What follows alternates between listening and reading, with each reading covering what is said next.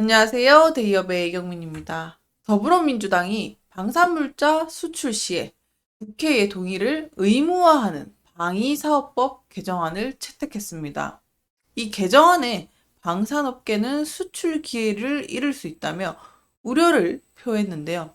이 법안의 배경과 함께 이익과 손실의 측면을 살펴보아야겠습니다.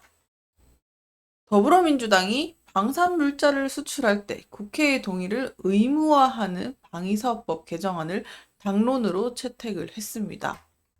이같이 민주당이 법안 개정의 목적을 살펴보셔야 되는데, 이 수출 시의 외교 관계에 미칠 악영향을 고려해서 정부의 독단적인 수출 결정을 방지하고자 한다고 표했는데요.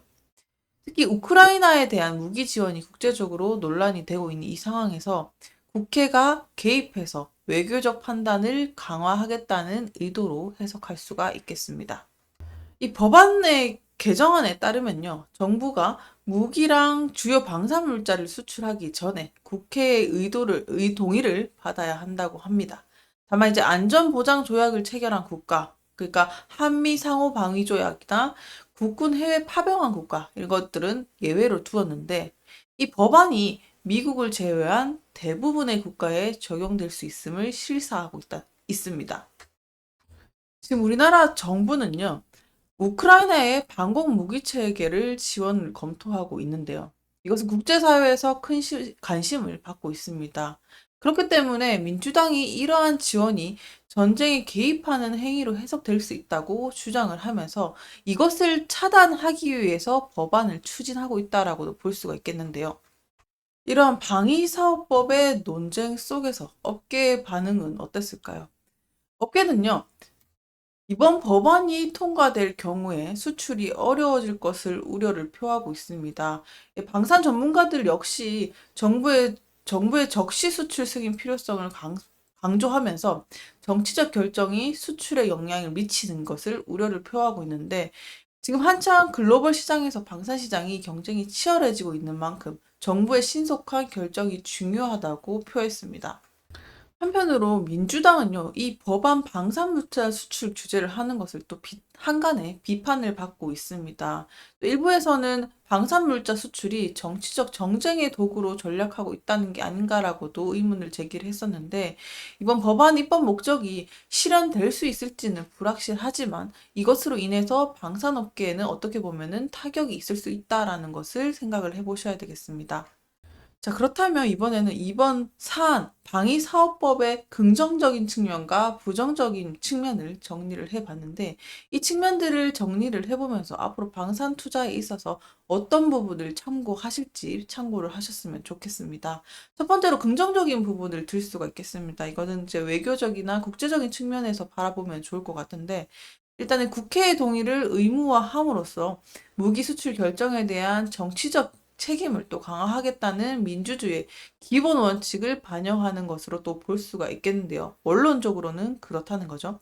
이 정부가 자의적으로 무기 수출 결정하는 것을 방지하고 외교 관계에 대한 심층적인 검토를 촉진하겠다라는 의도로도 해석을 할 수가 있겠습니다.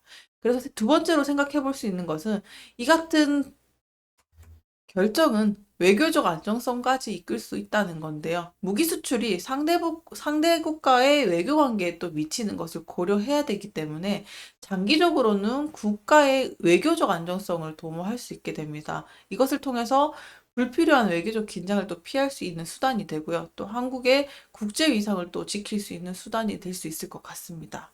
세 번째는 전쟁 개입 회피인데요. 사실 이게 제일 중요하죠. 우크라이나 전쟁과 같은 이 복잡한 국제 정세 속에서는 무기 지원이 전쟁 개입으로 비춰질 수가 있습니다. 그래서 이러한 점들을 감안할 때 국회의 동의를 요구하는 것은 정치적인 부담을 덜 수 있는 방법 중에 하나이기 때문에 이것은 정부가 국제사회를 비판을 피하는데 어떻게 보면은 일조를 할 수 있다라고도 생각이 들 수가 있겠습니다. 자, 긍정적인 부분은 여기까지고요. 부정적인 부분을 살펴보게 되면 아무래도 첫 번째는 방산 산업의 경쟁력 저하를 꼽을 수가 있겠는데요. 방산업계가 수출 승인을 받지 못할 때는 지금 한참 K방산이 떠오르고 있는데 어떻게 보면 경쟁에서 밀릴 수 있는 사안이 될 수도 있습니다. 그래서 기회를 잃을 수가 있고 또 경쟁력 부분에 있어서 조금 뒤떨어질 수 있다는 것을 우려해 봐야 되겠는데 워낙 이제 방산시장 자체가 경쟁이 치열하기 때문에 이 경쟁 속에서는 아무래도 속도감이 또 중요하죠. 이 신속한 결정이 필요한데 국회의 심의 과정이 이런 속도를 또 저해할 수 있다는 것도 생각을 해 보셔야 되겠습니다. 그리고 두 번째는 정치적 논란 위험인데요. 이 법안이 시행이 정치적 갈등을 또 촉발할 수 있을 가능성을 염두에 보셔야 됩니다. 특히나 방산물자 수출은 국가 안보와 관련된 민감한 문제이기 때문에 이게 자칫해서 정치적 이슈로 전락하게 되면은 정책 자체가 또 불안정해질 수 있는 우려를 생각을 해 보셔야 될 것 같습니다. 그리고 마지막으로 법적 모호성을 꼽을 수가 있겠는데 이 법이 모호하다는 것, 그러니까 국회의 동의가 필요한 범위나 예외 조항 자체가 명확하지 않을 때는 법안에서 실제 적용에서 굉장히 혼란을 초래합니다. 따라서 이런 모호함이 방산업체에서는 계획에 또 부정적인 영향을 미칠 수 있다는 것까지 고려를 해 보셔야 되겠습니다. 자, 이번 사항 어떻게 국익과 기업 측면에서 이익을 잘 분배가 됐으면 좋겠는데 어쨌든 이 법안 자체는 민주당의 의도로 이제 반영된 정치적 결정이라고 볼 수가 있고요. 국가의 외교적 안정성을 위한 또 장치로도 볼 수가 있겠지만 또 한편으로 현실적으로 방산 산업의 현실적 요구와 충돌하는 문제이기도 합니다. 그래서 이런 균형들을 어떻게 맞출 수 있는지가 앞으로는 중요한 과제가 될 것 같은데 방산업계와 정치권이 서로 입장을 또 이해하고 협력해서 최적화된 해결책을 찾아야 할 시점이라고 생각합니다. 오늘도 시청해주셔서 감사합니다.